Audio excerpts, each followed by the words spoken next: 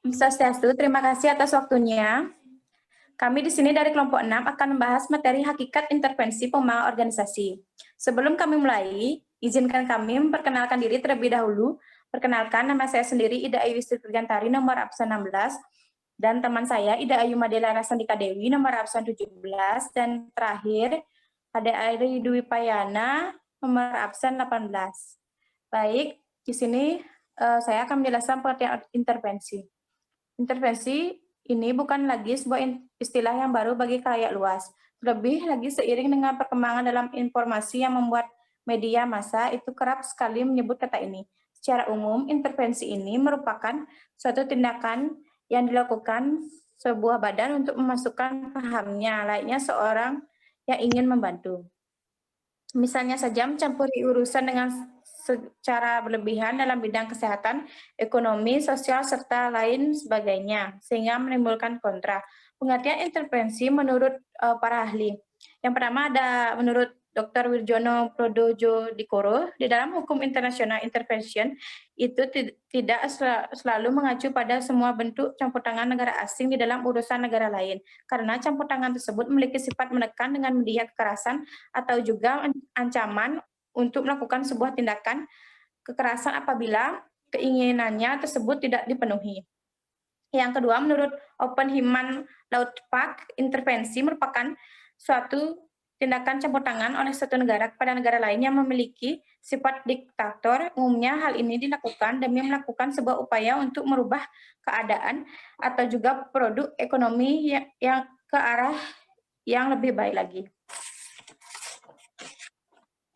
Baik, di sini secara intervensi, pembangunan organisasi merupakan proses terencana untuk mengembangkan kemampuan dalam kondisi dan tuntutan lingkungan yang selalu berubah, sehingga dapat mencapai kinerja yang optimal yang dilakukan oleh seluruh anggota organisasi. Sasaran utama intervensi dalam pembangunan organisasi yang pertama ada peningkatan efektivitas organisasi, satu sistem yang terbuka. Yang kedua, mengembangkan potensi terpendam dalam diri tiap anggota organisasi menjadi kemampuan yang nyata. Yang ketiga, intervensi keperilakuan dilaksanakan melalui kerjasama antara manajemen dengan para anggota organisasi untuk menentukan cara yang lebih baik demi tercapainya tujuan individu dalam organisasi dan tujuan organisasi secara keseluruhan. Jenis-jenis intervensi. Yang pertama ada intervensi kesehatan.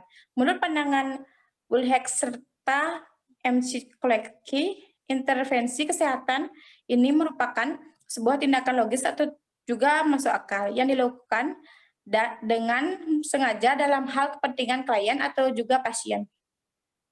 Hal tersebut umumnya dilakukan dengan berdasarkan perintah atau keputusan dari dokter atau juga pihak yang memiliki kekuasaan pembuatan keputusan. Tapi bisa saja intervensi tersebut dibuat atas kesepakatan antar kedua pihak tertentu. Intervensi dalam kesehatan ini tidak hanya dapat dilakukan oleh salah satu pihak dari badan kesehatan saja, misalnya seperti dokter, tapi juga memungkinkan pihak lain untuk ikut turut serta memberikan saran atau juga mendukung terjadinya intervensi tersebut. Contohnya, kolaborasi atau diskusi yang dilakukan oleh dokter serta juga perawatnya demi memberikan suatu hal yang terbaik untuk pasien. Yang kedua, ada intervensi pemerintah. Secara menyeluruh, intervensi tersebut biasanya dilakukan oleh suatu pihak yang memiliki kuasa serta juga memiliki sebuah wewenang untuk mencampuri urusan kedua pihak yang sedang bertikai atau bertengkar atau sedang dalam masalah. Maka tidak heran jika pemerintah tersebut menjadi pihak yang sangat erat hubungannya dengan sebuah intervensi.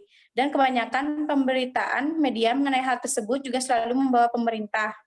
Secara lebih spesifik, intervensi pemerintah ini ialah implementasi dari beberapa tindakan yang sengaja dilakukan untuk dapat menekan pihak tertentu. Hal tersebut tentu dilakukan oleh aparat pemerintah guna melancarkan jalannya proses perencanaan kerja, yang mana umumnya mempunyai tujuan untuk dapat meraih hasil yang lebih baik dari sebelumnya. Dengan arti lain, usaha meningkatkan kualitas kebijakan. Yang terakhir ada intervensi keperawatan. Menurut Godot, pengertian intervensi keperawatan ini ialah adanya sebuah tindakan serta campur tangan dari pihak perawat ataupun juga dokter yang sengaja dilakukan supaya dapat membantu para pasiennya, sehingga dapat beralih ke level kesehatan yang diharapkan. Dengan kata lain, melakukan sebuah usaha demi menyembuhkan pasien atau juga meningkatkan kualitas kesehatan. Baik, selanjutnya akan dilanjutkan oleh rekan saya.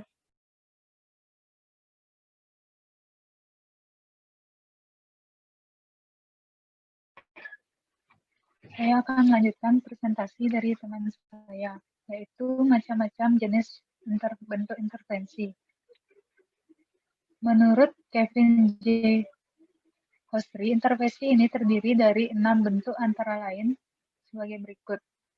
Yang pertama, intervensi diplomatik, yang dilakukan seorang diplomat di dalam bentuk komentar untuk memperlihatkan keberpihakannya pada suatu negara tertentu.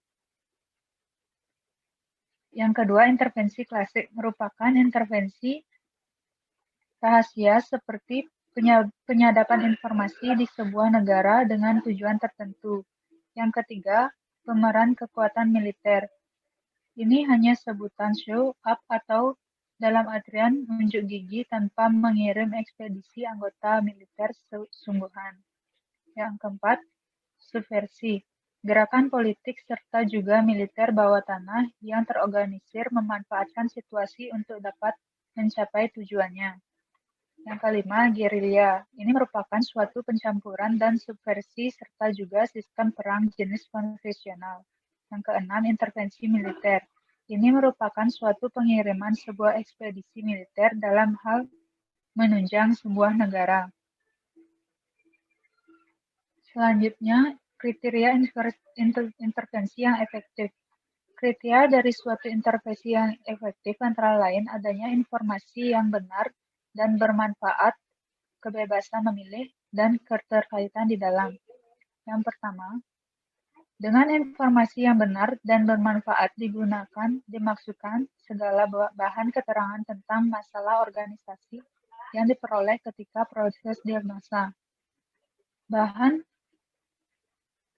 Bahan keterangan tersebut bukan karangan dan konsultan atau klien, melainkan benar-benar terjadi dan berlaku secara nyata dalam kegiatan organisasi.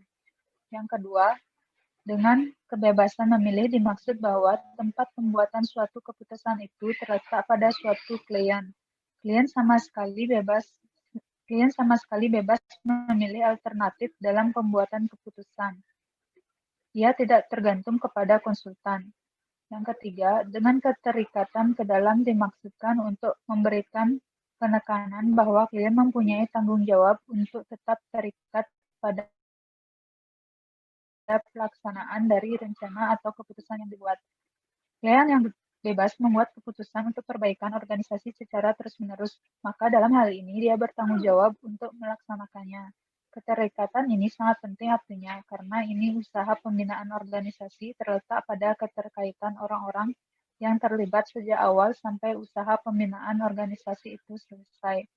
Dengan 3 kriteria di atas, kita dapat mengungkapkan bahwa proses intervensi itu sangat tergantung pada proses diagnosa. Dengan kata lain, proses pengumpulan data akan hanya banyak mewarnai kegiatan intervensi yang akan dijalankan. Proses intervensi bukanlah berdiri sendiri. Dengan demikian, perencanaan intervensi yang tidak berdasarkan proses pengumpulan data atau diagnosa, maka intervensi seperti itu kurang logis. Proses intervensi termasuk pertanyaan yang mengarahkan perhatian pada masalah intervensional periode proses analisis. Yang kedua, agenda review dan pengujian prosedur. Yang ketiga, pertemuan ditunjukkan untuk proses antar pribadi. Yang keempat, memasukkan konseptual tentang topik interpersonal proses. D, diagnostik dan umpan balik intervensi. Yang pertama, pertanyaan dan periode diagnosis. Yang kedua, memaksa rekonstruksi sejarah, konsentrasi, dan penekanan proses. Yang ketiga, masukkan ke kelompok selama proses analisis atau waktu kerja reguler. Yang keempat, tanggapan untuk individu setelah pertemuan atau sesi pengumpulan data. Yang C, pelatihan atau konseling individu atau kelompok untuk membantu mereka belajar untuk mengamati dan mengolah data mereka sendiri, menerima dan belajar dari proses feedback, dan aktif dalam mengidentifikasi dan memecahkan masalah mereka sendiri. Yang D, saran struktural yang berkaitan. Yang pertama, keanggotaan grup. Yang kedua, pola komunikasi atau interaksi. Yang ketiga, allocation of work, assignment of responsibility or line of authority. Selanjutnya akan dijelaskan oleh teman saya.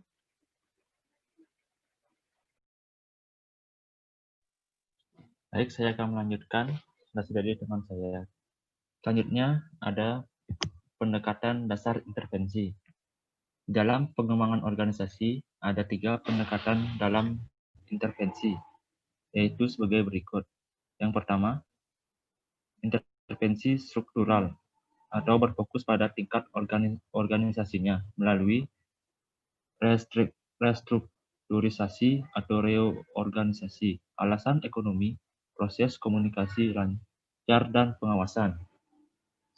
Sistem imbalan baru, perilaku fungsi dari konsekuensi konvensional, imbalan atau dasar jam kerja dirubah menjadi imbalan atas dasar kinerja. Perubahan kultur organisasi, tangguh, eksis, mampu menghadapi tantangan zaman. Yang kedua, intervensi teknikal atau berfokus pada tingkat pekerjaannya melalui rancang bangun ulang pekerjaan atau disingkat dengan RBUP. RBUP berfokus pada tingkat pekerja, alih tugas atau rutinitas tugas, alih wilayah atau mengurangi kebosanan dengan memperluas pekerjaan. Dan pekerjaan karyawan atau vertikal, penggabungan tugas, penciptaan hubungan pekerja klien, pengembangan pekerjaan atau cara yang paling tepat membuka saluran umpan balik. Tim kerja atau otonom memutuskan menentukan sendiri sasaran yang ingin dicapai kelompok dan bebas membagi pekerjaan antar anggota kelompok. Sistem sosioteknikal, rancang bangunan ulang pekerjaan, optimalisasi pemenuhan tuntutan sosial dan teknikal pada pekerjaan pertimbangan sosial atau manusia yang bekerja dan interaksinya, dan teknikal atau alat, teknik, prosedur, dan lain-lain yang dipakai dalam pelaksanaan tugas pekerjaan. Yang ketiga, intervensi berfokus pada manusia. Yang pertama itu kepelatihan kepekaan, mengubah perilaku melalui interaksi kelompok yang tidak terstruktur atau lingkungan penuh keterbukaan, diarahkan secara longgar oleh para pelaku organisasi agar tercipta suasana tetap hidup, tidak ada penonjolan peran kepemimpinan. Yang kedua, umpan balik melalui survei, digunakan dengan mengkaji hal-hal yang berkaitan dengan sikap anggota organisasi, menemukan kesenjangan atau beda persepsi, serta menyelesaikan masalah. Yang ketiga, konsultan proses. Organisasi masih tetap mungkin untuk disempurnakan dalam semua aspek atau seginya. Yang keempat, pembinaan tim. Peningkatan interaksi antara anggota tim atau antar tim dapat rangka peningkatan sikap saling percaya atau keterbukaan. Yang kelima, pembinaan kerjasama antar kelompok, mengubah sikap pendekatan, stereotip, dan persepsi yang dimiliki oleh suatu kelompok tentang kelompok lain dalam organisasi. Sekian presentasi dari kelompok kami. Ada salah kami minta maaf. Terima kasih.